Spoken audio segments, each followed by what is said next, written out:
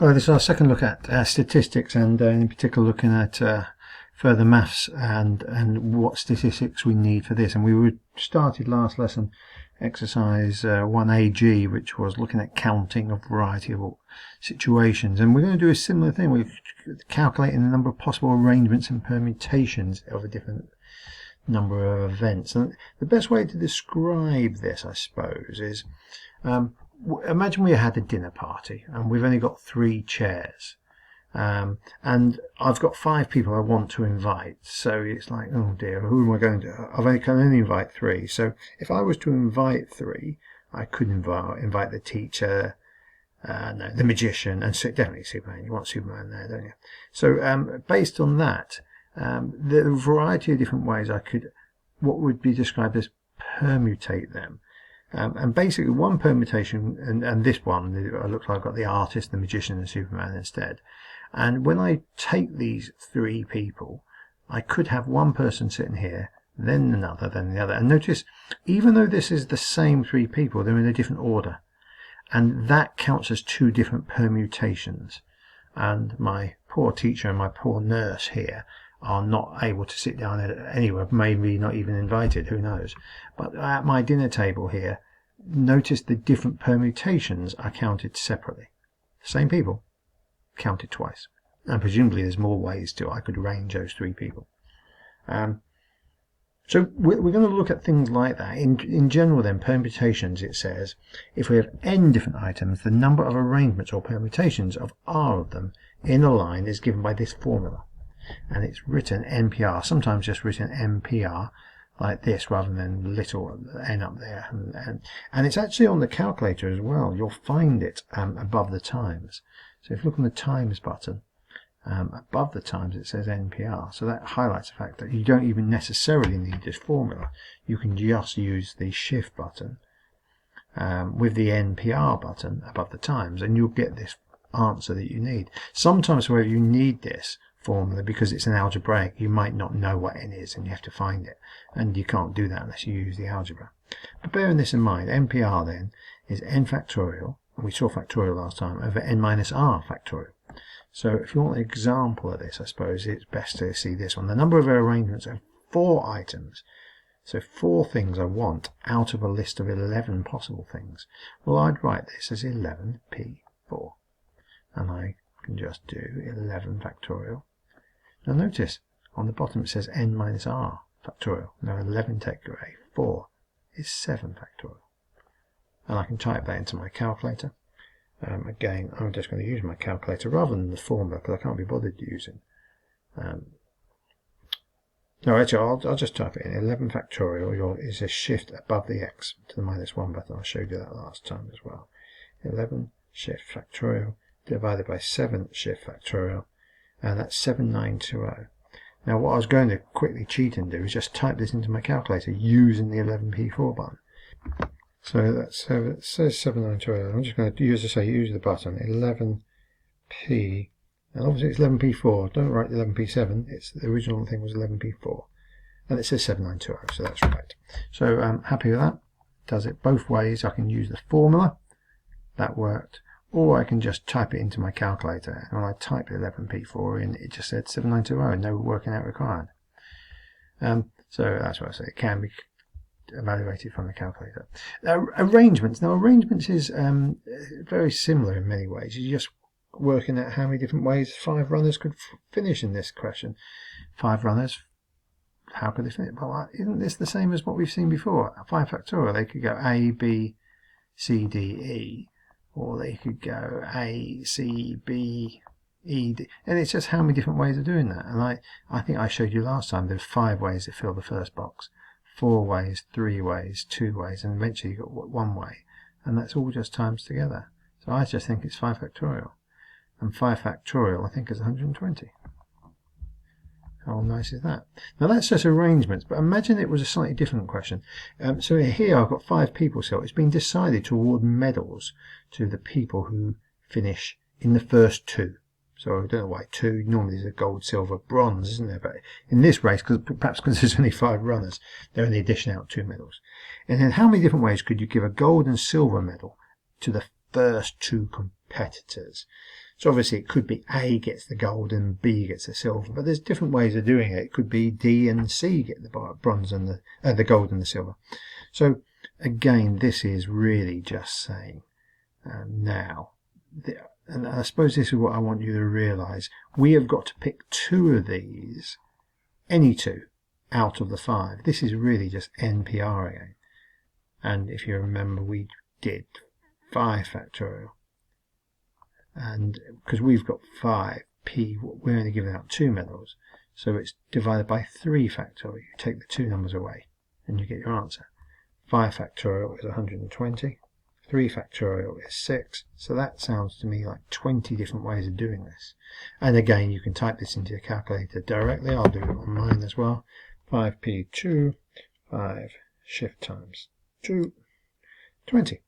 So my method works both ways. Doesn't mean it's right. Let's see if it is. It is quite right. You've got 20 different ways of doing this. Exercise for you then. Find the number of different ways of arranging 6 items. Number of different ways of arranging 12 items.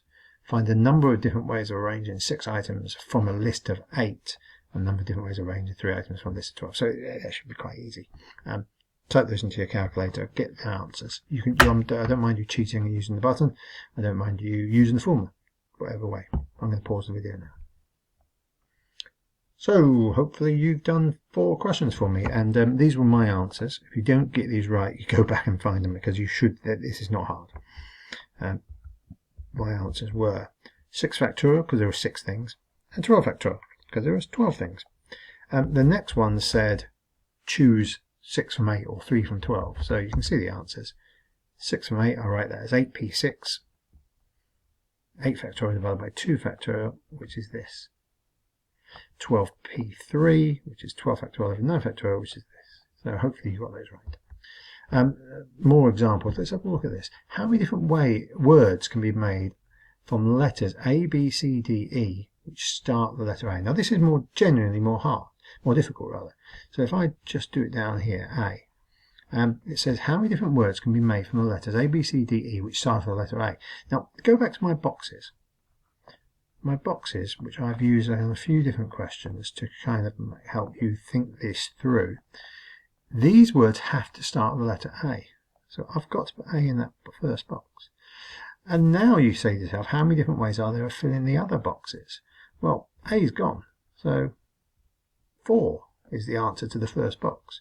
And once I've filled that, there's 3, there's 2, there's 1. And so hopefully you can see the fact that I had A at the start means there's 4 factorial ways of filling the rest. Because I have to times all these things together. And 4 factorial is 24. Okay. What about B? What does B say? How many different words can be made from the letters A, B, C, D, E, F, which end with the letter F? Well, again, I think my boxes, I can't be bothered drawing boxes, and I've got gaps for them. It has to end with an F, which end with the letter F. That's right. So of the others, well, there's 5 ways to put this, because the F's gone, there were 6 letters. There's 4, there's 3, there's 2, there's 1, and we always time these together. So I think it's 5 factorial for this one, which is 120. After a while you get to learn these factorial, so you use them so often. C. How many different words can be made from the letters A, B, C, D, E? Okay, so we've got 5 letters again. Which start with the letter A and, so it's got an A, and end with the letter E. Okay, well, 2 of them are gone. There's only 3 letters left, B, C, D. So 3, 2, 1. Times them together. I reckon that's 3 factorial, or 6. What does D say? How many different words can be made up of the letters A, B, C, D, E, F again? So we have A, B, C, D, E, F, which start and end with the letters A and F in either way round. Alright, so it could be an A followed by an F, or it could be an F. I'm going to do this again. That's annoying. So it could be either way round. Now, if it's AF, there are 4 ways, 3 ways, 2 ways, 1 way of filling those. But it could be the other way round, so still 4, 3, 2, 1 though. But you'll notice it's this way or it's this way, and we have said the number of different ways of doing stuff, you add the answers together. So I think this is 4 factorial and another 4 factorial. Or put a different way, it's 2 lots of 4 factorial. 4 factorial is 24, so this must be 48. 24, 120, I couldn't read that at first. 6 and 48, we got them all right. An additional question for us. 5 people, A, B, C, D, sit round a table. In how many different ways can they sit? Now, just think about A, B, C, D, E. Now, the problem is these are in set places, I suppose, but that would be the same in terms of the table as this, perhaps. I'm just thinking to myself out loud here, really. I just moved everyone round one in an anti-clockwise direction.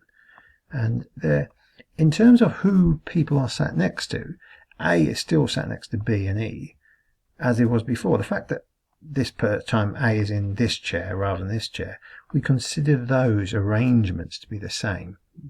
Yeah, why? I don't know. But they're assuming that it doesn't matter where, you can rotate the table, but they're still sat next to the same people, I suppose. And so for that reason, this is not n factorial. This is not, therefore, 5 factorial. And you lose some along the way. In actual fact, when they're in a circle, and you might want to write this down, in a circle, it is n minus 1 in brackets factorial. So in this case, I think it's because there were 5 people originally, I think I'm going to do 4 factorial, which is 24. Now this is a very specific case of people sat in a circle, where you're interested in who they are sat next to, left and right of them almost. A and B are married and want to sit next to each other. Alright, now this comes back to another type of question, which I might do another example of in a bit. Now if A and B are married, A and B have to sit next to each other. So the way to deal with that is to treat them as one person. Now they're still sat round the table, but really AB is one person. So we've got AB and we've got C, D and E. So can you see, really I've got 1, 2, I've only got 4 people. I've got this n minus 1 factorial rule, so that's 3 factorial. 3 factorial is 6. Now I've left a little gap here deliberately, because actual fact, even though they're one person, they could cheat and switch around just to annoy us. So they could go BA or AB, they'd still be sat next to each other. So really the answer is 2 times by 3 factorial, 2 times by 6, which is 12 ways of sitting down. Yes. Now this kind of question comes up quite a lot, but not necessarily in a circle. So before I finish, I'm just going to make up a question. So imagine I've got, I don't know, 6 people. And we'll be very, very, we'll have a lot of variety in my names of these people. They're called A, B, C, D, E, and F. Ingenious. And let's make up a rule. B and C must sit next to each other.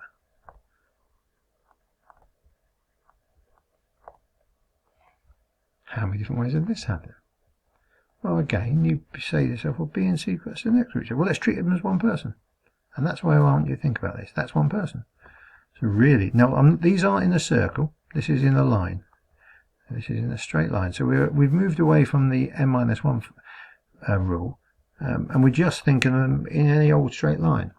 And because of that, I think I've really got 1, 2, 3, 4, 5. I treat these as one person. I've got 5 factorial. But again, notice B and C could go BC, or they could go CB, so I just double it. 2 times 5 factorial.